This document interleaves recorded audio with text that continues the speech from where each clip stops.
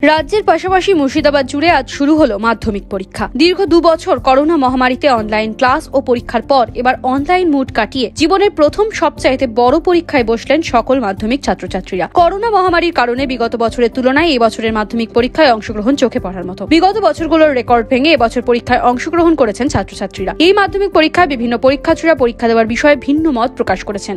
কান্দির বিভিন্ন স্কুল থেকে উঠে এসেছে এমনই চিত্র। পরীক্ষা শুরুর পর জীবন্তীর উদয়চাঁদ হাই স্কুল সহ একাধিক স্কুল পরিদর্শন করেন কান্দি বিডিও নীলাঞ্জন মণ্ডল। পরীক্ষা যাতে নির্বিঘ্নে হয় তার জন্য সমস্ত রকম ব্যবস্থা গ্রহণ করা হয়েছে কান্দি পুলিশ প্রশাসনের পক্ষ থেকে। কোন স্কুল থেকে এসেছিস? Post office. প্রথম পরীক্ষা দিচ্ছ, মাধ্যমিকের সবচেয়ে বড় পরীক্ষা, কেমন লাগছে? কিরকম ভয় লাগছে না ভালো লাগছে, কি বলবো? কেমন লাগছে?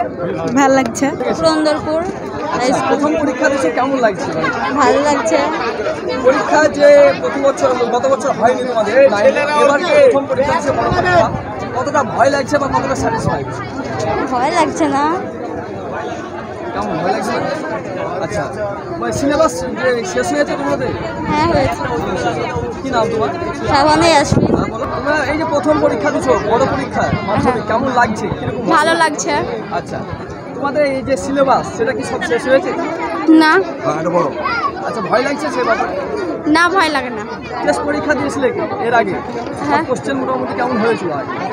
পরীক্ষা ভালো হয়েছিল। আচ্ছা, কি নাম বললে? ফুলসুনা খাতুন। কোন স্কুল থেকে এসেছো? নগ্রাম কেবিসি হাই স্কুল।